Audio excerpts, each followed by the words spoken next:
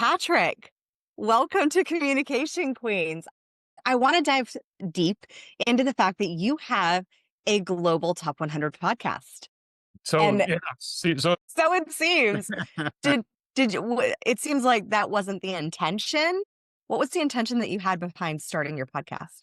it's interesting that many years ago now the podcast is going into its eighth year. I think is the actual timing of it, and it was a point in my life where through business I had been encouraged many times to write a book, and I just didn't feel like I had a book in me. And we were in St. Lucia at the time at one of our favorite resorts. We were on the beach, and I had taken intentionally a break to think about some things and where I was going, what I wanted to do within business. And this thing about a book just didn't land well for me. I didn't think I had a book in me. I didn't think it I don't know, perhaps I just didn't think I was smart enough. I was going through maybe a phase of, what is it called? Feeling like a little bit like a fraud in some Imposter regards. syndrome? Yeah, imposter syndrome. So Yeah. I had a lot of kind of internal dialogue going on with myself at the time. Anyways, one day I was sitting on the beach and was chatting with my wife, Stephanie, and we got into this conversation about the people that we've gotten to know over many years within the realm of what we were doing coaching and the thought process of success and how it gets measured. And I realized that I knew a lot of really cool people, and we were reminiscing about that. And the term and the thought process of around the everyday millionaire came up, and just how many people I knew that were in that zone. Just quiet couples, people, business guys that had done exceptionally well. They weren't billionaires, but they were really very solid multimillionaires or millionaires, and that led into a whole other conversation, which is, why don't I do a podcast? And I didn't even really know what that meant. But the next thing you know, I started that journey. So I launched the podcast really to have conversations with seemingly ordinary individuals that achieved extraordinary success. That was literally what I came off the beach with, that thought process. Literally bought the name, the everydaymillionaire.ca, while I was sitting on the beach, as well as tedm.ca, which is the acronym. So that's a little bit of a long-winded answer to your question, but that's kind of where it started. And then it's just grown from there. There was no big intention about growing it. It's just what happened. I love the speed of your implementation. And I'm not surprised at how fast you move because success loves speed. And I think that that's something that a lot of people who either want to start a podcast or want to start guesting delay on is that execution of just oh, I'm going to go buy the domain right now on the beach after the discussion, after it kind of divinely landed and embodied that idea.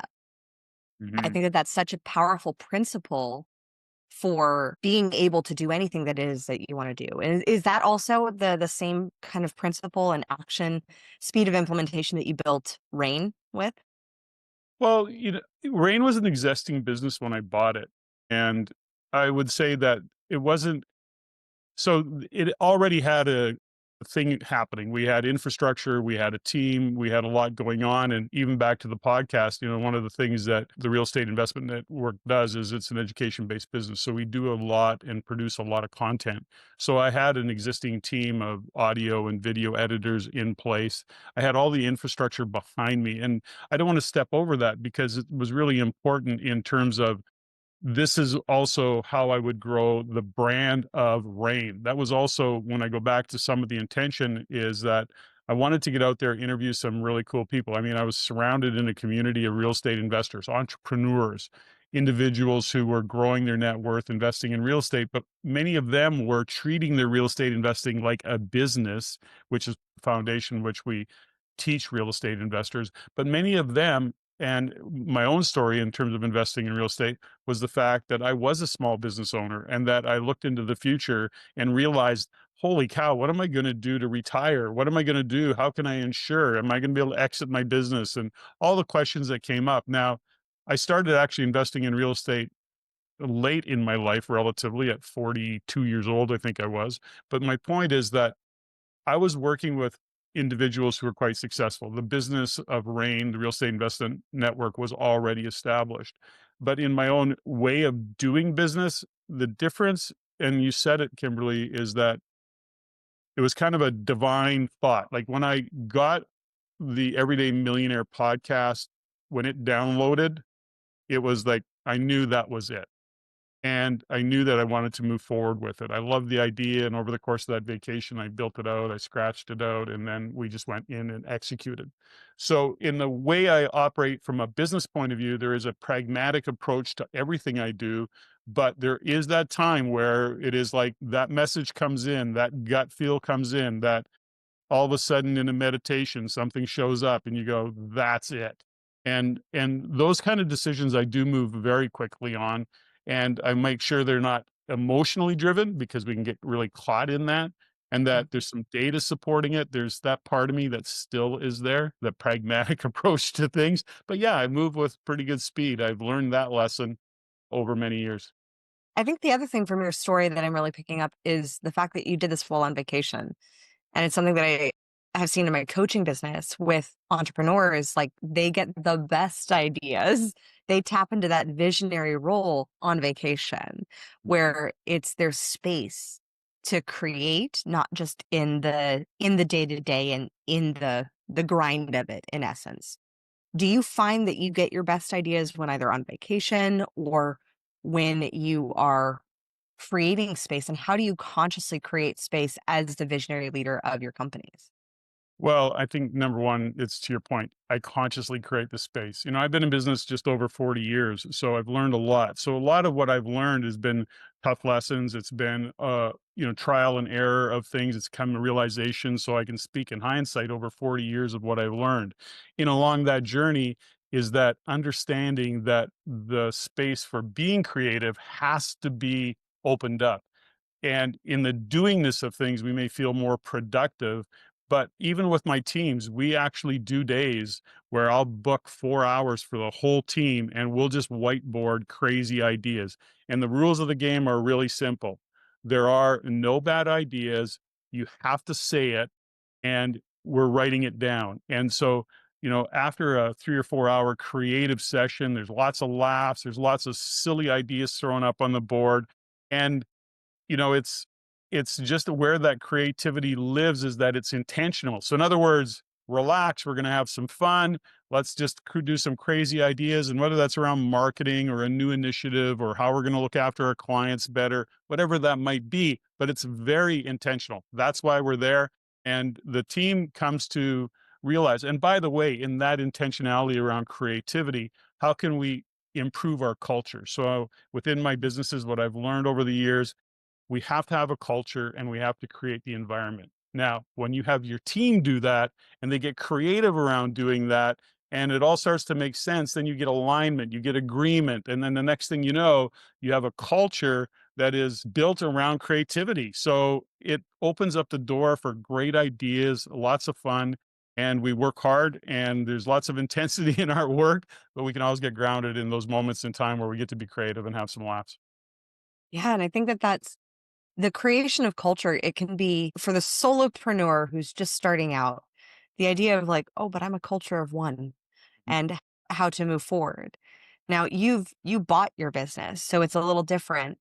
How do you best create culture individually, like as and lead that culture? Because I think that if you're in the solopreneur space, it is more about self leadership than it is and the culture that you're creating within yourself and the environment that you're creating. And then how do you lead the small team compared to the large team? What's the difference that you've noticed? Well, within the real estate investment network, it was an existing business that I'd been part of for many years. So I've been part of the real estate investment network in terms of our community for over 20 years, but it's a secondary business that I own. So beyond that, a business that I still own to this day, I started from scratch 40 years ago. And along the way, by my nature, so I'm going to give you exactly how I create culture, and it could be a party of one. It could be a solopreneur, but it is by design. We say, how are we going to show up? Because even a solopreneur has culture in terms of the relationships that they build, the suppliers that they have. That's all becomes part of their culture. But let's just say you have a small team. In my case, let's my retail business in Alberta, Canada, in Edmonton, we have team meeting at least twice a year, but one big one where I bring everybody in. Any suppliers that want to show up, related, in other words, businesses. Like my wife owns a business that's related. She has a team. they're not on my payroll, but it's all kind of a whole team of people. And so we get together once a year and I literally sit down and go, okay, we're going to whiteboard all of this, flip chart mostly. And we actually have a conversation, to be honest with you. And I go, okay, culture, this is your work environment. This is how you want to work together. Let's just start getting some ideas of what we want the culture to be. Well, then all of a sudden it changes and everybody has permission. That's the whole thing. There's permission to just throw ideas out there, no bad ideas. And I start going down the whiteboard. Now, here's what I'm doing in all of this, Kimberly. I'm saying nothing. As a CEO, this pointy end of the spear, I'm going, guys, I'm not here day to day. What do you want culture? Okay, no complaining, no blaming, no gossip. These are all really common things. Now, as a facilitator, I have young people, so I kind of direct that to get them to that conclusion, no doubt about Mhm. that. But ultimately, I'm asking the questions that bring them to the answers. I'm not giving them answers. Now, the important part of all of this, so it's no blame, no complain, show up on time, clean up after yourself, don't bring your dramas to the office. If you've got stuff going on, then sit down with somebody and talk it out, but it shouldn't show up in how you approach our clients. So these are all agreements ultimately. So we go through this whole culture thing and I list it off and I go, okay, what do we want to keep? What do we want to get rid of? Well, let's keep this. We check it off and then I make a fresh list. So here's what we all agree culturally that we want. And they go, yeah. I go, awesome. We all agree? Show of hands. Everybody's on page. Awesome. Okay. I want everybody to come by and just put an initial on this sheet. So the whole team walks by, they put their initials on this sheet. I go, okay, great. Just handle this and hang this up in a prominent place in the shop, in an office where people can see it. Now, here's the thing about that, and I'll get to environment in just a second. But the thing about that particular exercise is this: they collectively have agreed on this. Now, I'm not there day to day. In the case of my business, I'm never there. My business in Alberta, I'm never there in a day to day in any shape or form. They are self policing. Now, here's what's important about this: somebody complains, somebody blames, somebody goes off the rails, somebody's gossiping and they find out about it. They get to go and say, this is not what we agreed to. My Mhm. supervisor, my general manager, the team themselves go, this isn't what we agreed to, you guys. You're showing up late. That's not what we agreed to. You're bitching and moaning. That's not what we agreed to. So it goes back and it becomes an anchor. Now, here's the other important part of this. In hiring, my general manager looks at that and goes, does this individual fit within the culture that we want to try and create? And so within his interview process, he's listening for common values. Do we share the same values? Is this somebody who's going to align with the culture that we want to create here? And that changes the game. And I'm not ordering anybody to do anything. I'm only holding them accountable to what they agreed. You get buy-in of the whole team, and the next thing you know, it's a game changer. Now, that's part one of that. The other part, I do the same thing in terms of environment. It's a little simpler. What do you want the environment to be? Well, we want people to clean up after themselves in the kitchen, in the lunchroom, Mhm. right? We want the front of the business, the front facing client to be this way. We want it clean. We want it organized. And so they actually design and say, this is what we want for the environment. And we want it colorful. We don't want junk laying around. Whatever it is, whatever their story is, we agree that that's what it is. That's it. We do exactly the same thing. Those two sheets, flip charts, hang in a prominent place as a reminder of what we've agreed to. That's it. And then you have them keep their own commitments. And it's like that buy-in is so powerful because no longer is it extrinsic and intrinsic motivation is X, if not a X, more powerful. And when you run into a culture clash, or when your general managers run into a culture clash and they're seeing someone not keeping their commitments, how do you handle that? Well, at that point, the general manager has to do that. Now, the one person I connect with on a regular basis, at least once a week in my that particular business is with the general manager. I have the general manager and the key teams. And one of the conversations that we have, one of the things we ask in that conversation is that, is there any decisions that need to be made? Is there anything that you're operating on top of that we have to clean up? Is there any guidance I can give you in regards to anything? How's our HR situation? And so we open up those conversations. And then, so given any scenario that might present itself, I'll either give my guidance based on my experience, and or we collectively come to a conclusion of what we should do. You know, one of my guys recently hired an excellent sales guy. He's off the charts good, but he's an asshole. Nobody likes him. He rubs everybody the wrong way. And it's like, okay, well, what do we do? No, he's freaking 30% of the sales this past month. And the ultimate answer is he's got to go, Mm, because what the other side of that is that we believe is that when we hold true to our values, which is honoring, one of the values that we hold true to is that we've designed and built a culture. We stay true to that. We honor that value of a saying that high performance is a result of low tolerances. So mm, what are we prepared to tolerate?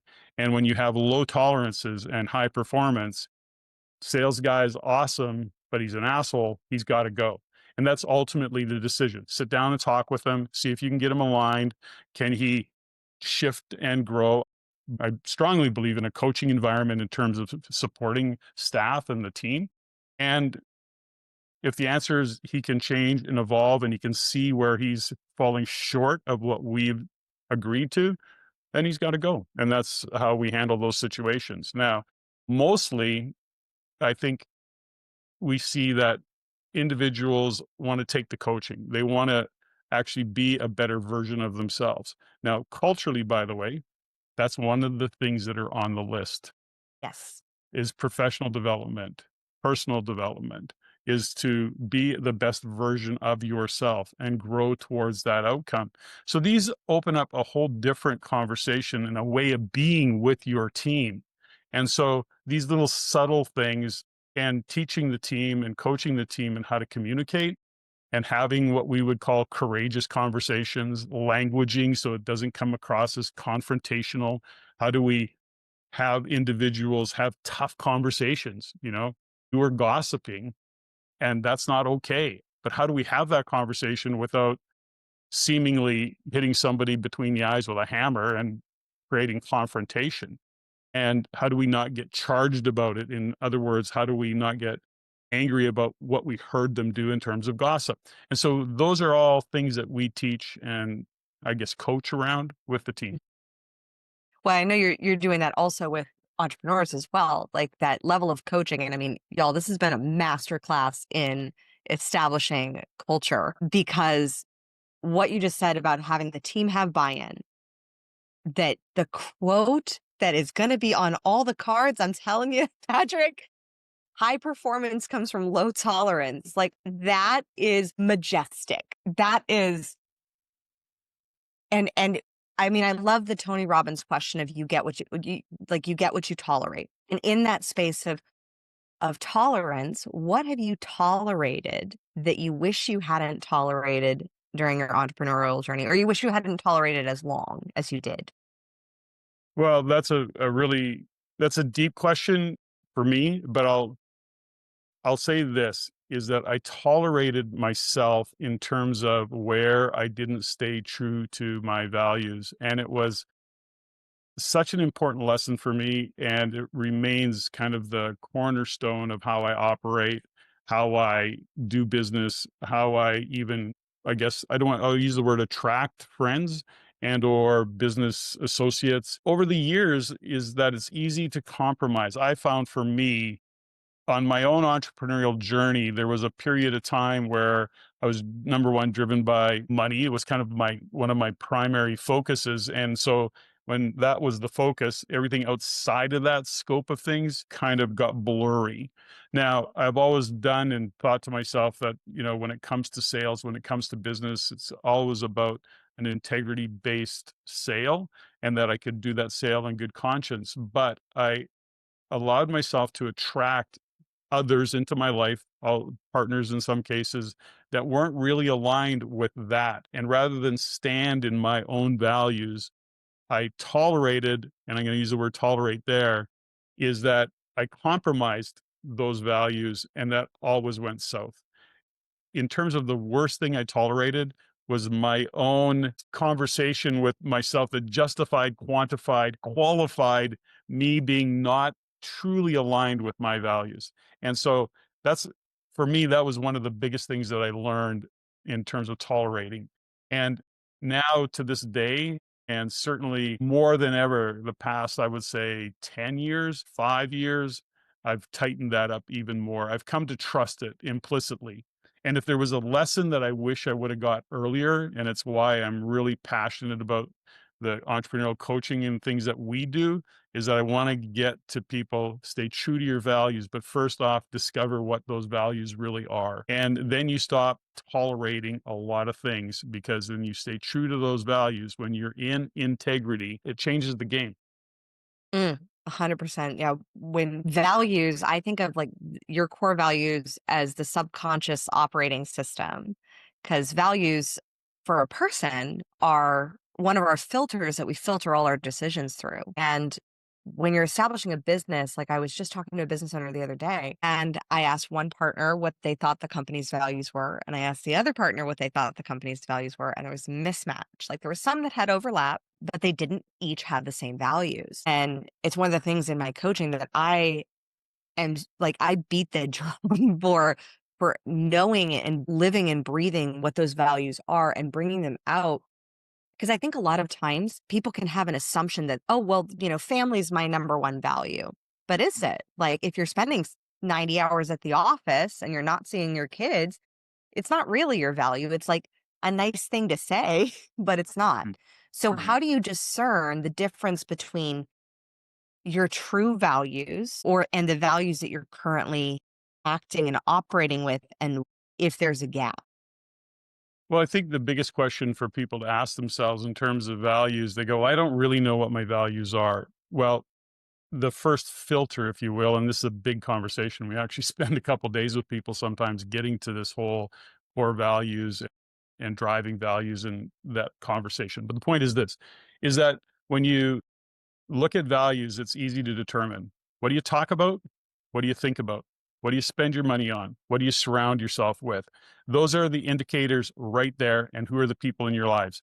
If you look and really reflect on those, make notes on those things, and it doesn't take long to look around and go, where do I spend my money? What do I surround myself with? What do I talk about? What do I think about? What are the people in my life doing? What are my hobbies? You start to understand where our values are. So if you were to look in, it's interesting about this.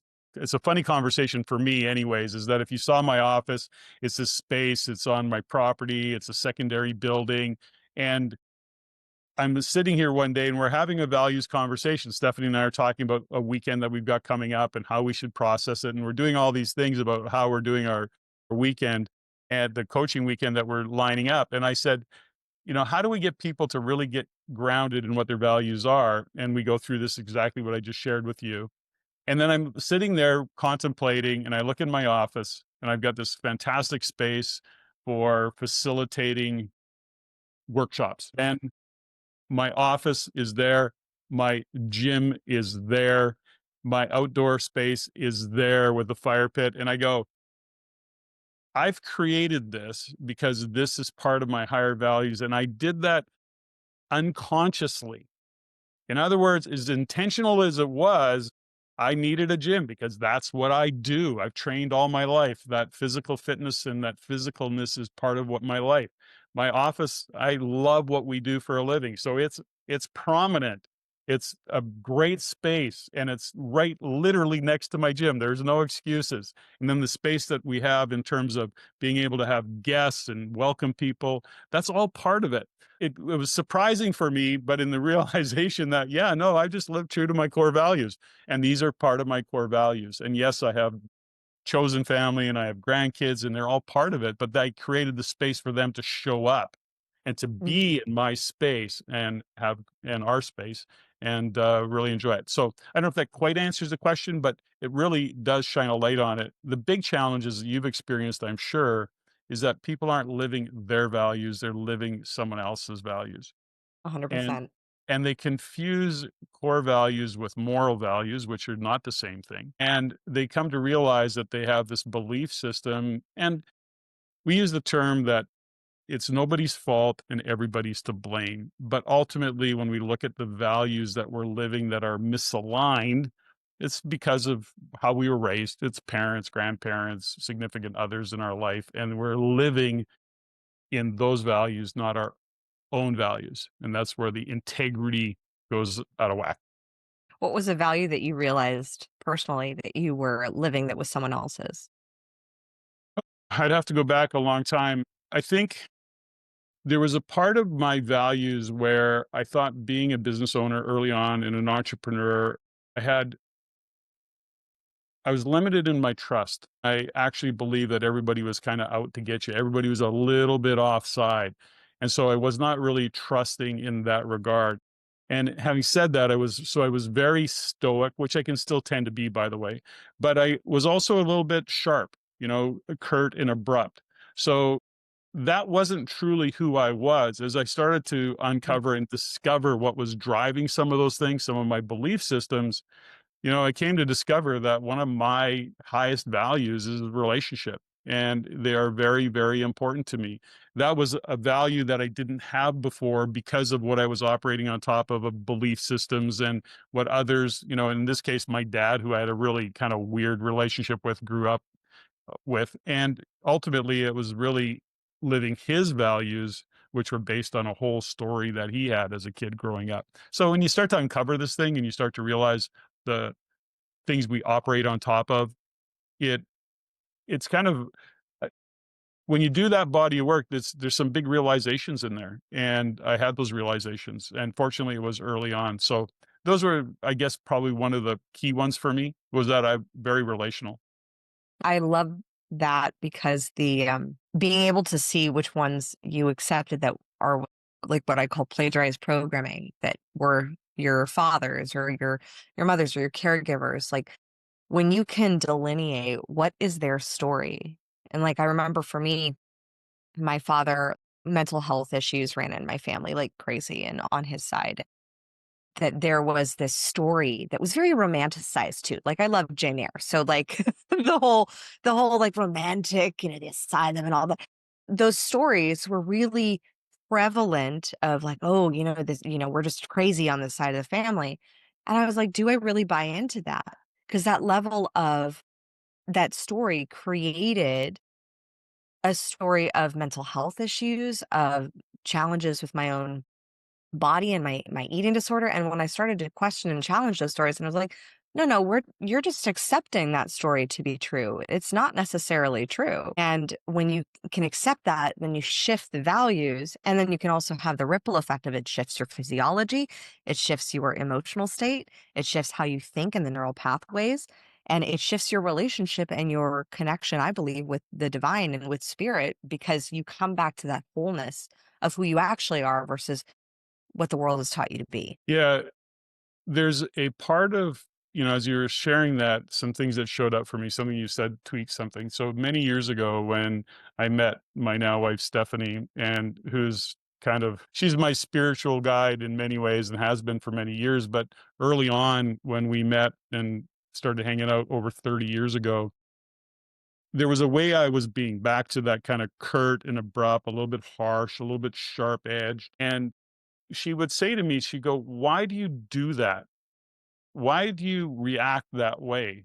And I would say to her very profoundly, "It's just the way I am." One day, I don't know how she put up with me actually when I think about it back in those days. You know, she used to tease me and call me her favorite Neanderthal. So she saw, something in me. But anyways, one day she looks at me and I said, "It's just the way I am." And she goes, "It's a choice, right?" And I went, "What? It's a choice? What are you talking about?" She goes, "You're choosing to be the way you are. It's not just the way you are, it's a choice. Choose differently."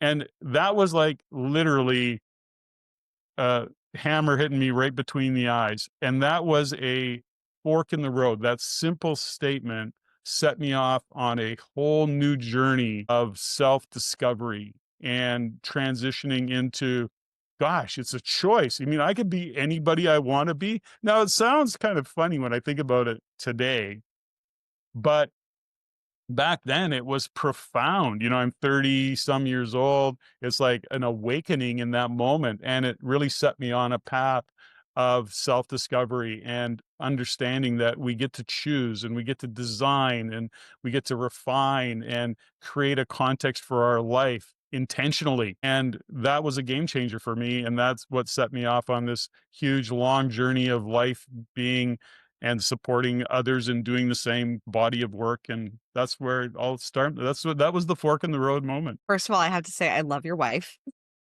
I love her, and I love the fact that she called you on it. That takes a lot of courage and a lot of gumption. And I'm curious, in all the interviews that you've done with the everyday millionaires, have you recognized a theme that every single one of them, to a degree, have has recognized that their life is by choice? Yeah, when I look at the most successful individuals when I say successful, let's put it this way. I seem to attract like-minded individuals, but on the interviews that I'm doing of entrepreneurs and business owners, it always comes back to one of the fundamental questions that I always go to is that, is it by design? Are you a leader because you study it? Are you successful because of, was it nature or nurture? Did you come by it Mhm. because your family was an entrepreneur, or did you take it on? And, it's interesting to see the different answers that I get, but almost in all cases, people study leadership. They go on the journey of self-discovery and personal development to be their best selves. So when we get out of the kind of the operational in the trenches, I love to have conversations with entrepreneurs about their journey. Like right from when they were a kid, what was it that drove you and got you on this path of being an entrepreneur, and what's become important to you? And I think without exception, everybody has said that they had to get out of their own way. And they say it in different ways, but they had to get out of their own way. And not everybody, by the way, was nature. It was lots of nurture in terms of where they got to as entrepreneurs. Many, like me, had entrepreneurial accidents. And the next thing you know, they're got a business and they're growing a business. So I don't know if that directly answers your question, but within the scope of conversations I have with entrepreneurs, all of them come to a place where they get intentional about how they show up, who they want to be in the context of their life, and who they want to be in the context of their business. So those are really important conversations, insightful and pretty consistent. Mm.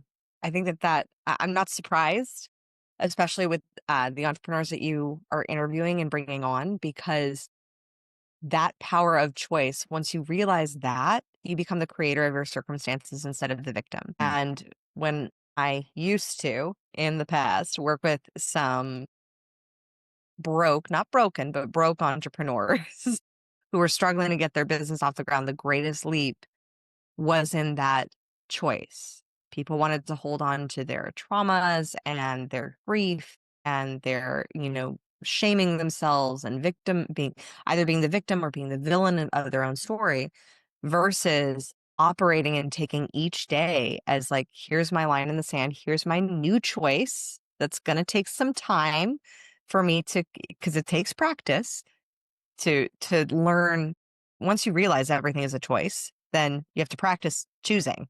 And so that in it of itself becomes a skill set to master. And then from there, going forward and starting to make new choice after new choice, where you then become the creator of your circumstances.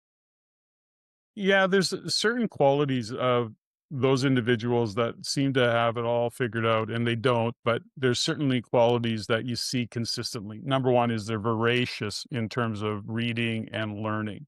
Secondly, they're rarely, if ever, victims. There's a phrase that I use often, which is your life is just a reflection of who you're being or who you're not being. It's a reflection of the choices you make or the choices you choose not to make. Either way, it's a choice. And so when you start to get rid of the thought process of victim, when you understand that the past is literally gone, and as much as trauma is a real thing, there is a context for how we hold those traumas. When we start to realize that we are, in fact, operating on top of trauma, but it's a past story. And what's interesting about all of that, Kimberly, for me is that what I've gotten really good at over the years is the past is done. I literally forget about it. It's over. I don't live anywhere in the past because there's nothing I can do about it. So that I think comes from training and understanding that part of it. And here's the other side of it is that whatever that trauma was, and I don't want to minimize any of it and don't hear it that way, but when we start to self-assess, when we start to look at traumas of things in our past and what we're operating on top of, it's all bullshit anyways. It's it's your memory of it back 10 years ago, 20 years ago, 50 years ago, whatever it is, and you can't actually have an accurate memory of it because you're filtering it through who you are today. And the filter that you're looking through today is not the filter that you thought you were impacted by 20 years ago, 50 years ago.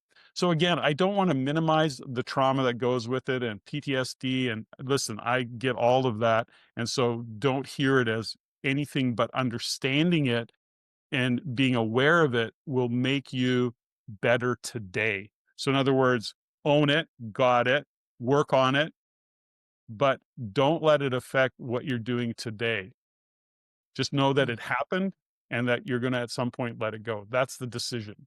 And so then you get to choose how you're going to show up, regardless of what your story is. Well, that's just a mic drop moment, Patrick. I think that that is the power of your story, and you being a podcaster and a top 100 podcaster and hearing all these stories, you've seen the power of people dropping their past story in the people that you've interviewed and the power of choice. So, what last, best, greatest tip would you share for being present with those stories as you are hearing them either on a podcast or just in a coaching session as you hear stories coming up? There's a couple things that I would share with people that consistently I hear from the many entrepreneurs that I've interviewed over the years. Number one is that if you're a parent listening to this, almost in all cases, the parents were the entrepreneurs' biggest cheerleaders as kids. Like, you got this, you're so smart. Like, they're just pumping tires all the time. So you grow up thinking that you're invincible. You grow up thinking you can pull it off. You grow up knowing that if you fall down, you got the capability of getting up because mom and dad told me that. So you learn on top of that. Now, the other side of that can be true, which is that my parents were villains. Like they were I'm going to show they actually grow up proving parents wrong. But mostly that's more rare than if I'm giving parents some guidance in terms of their kids.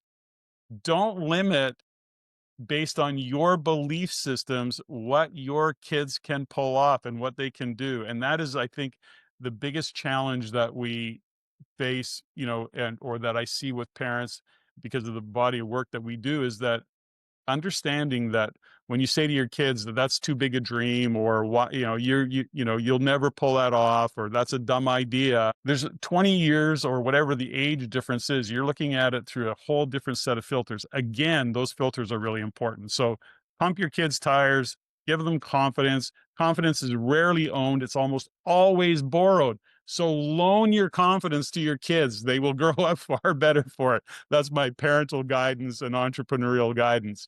The other side of a lot of what I see too is that in the space of understanding yourself, it really becomes that. We have the meme or the saying that when your vocation becomes your vacation, you'll never work another day in your life. In other words, love what you do. And if you don't love it, then make it so, change it so that you do. And then you start to evolve and change how you make decisions because now it's like, no, I don't love this. I'm not going to grind it out. I can grind. I'm happy to grind. I work hard. I often say to myself, but I'm willing to put my shoulder into that cart and push as hard as I can because I love it.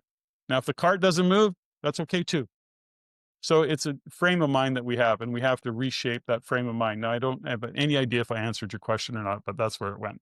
You totally did. Like, I think both the parenting advice, 100,000%. I mean, yes, having grown up with what I grew up with, the thing that was beautiful though, and the most poignant was both my parents always believed in me, bar none. Anything I wanted to do, they always said, like, yes, yes, and sometimes they would have concerns, but for the most part, like, it was always a super supportive conversation. And that's what I look to instill in my children. I completely agree with, give your kids that encouragement. My question whenever my kids say something outlandish, like, I'm going to go to the moon, like both of them really want to go to the moon. I'm like, great. How? Like, how can we make this happen? Like, who do we need to meet? And I get curious and I mean, I joined a freaking mastermind just so I could meet astronauts. And I love that for, the entrepreneurs of just being able to assess your values, assess how you're making those decisions and the power of that. And this episode was just a masterclass in true entrepreneurial leadership. And I am so grateful that you came on to this podcast. And definitely, if you love this conversation, Queens, go over and listen to the Everyday Millionaire. It will blow your socks off. I have been honored to be a guest on it, along with one of our clients, Stuart Morris, who is also hopping on that show. And I am so grateful to you, Patrick, for your spirit of generosity and for what you are doing in the world with coaching entrepreneurs into their next level to really embody this conscious leadership that you practice so well. Thanks, Kimberly. It's been great. I love this conversation. Amazing. As always, stand out and be heard. Thank you so much for listening. If you love this episode, subscribe, leave us a review, and share it with your friends. For more tips on guest podcasting, storytelling, and communication strategies, follow us on social media at Communication Queens Agency and visit us at communicationqueens.com. I look forward to seeing you in the next episode. And in the meantime, remember, your story has the power to save one life. Let your story and your voice be heard.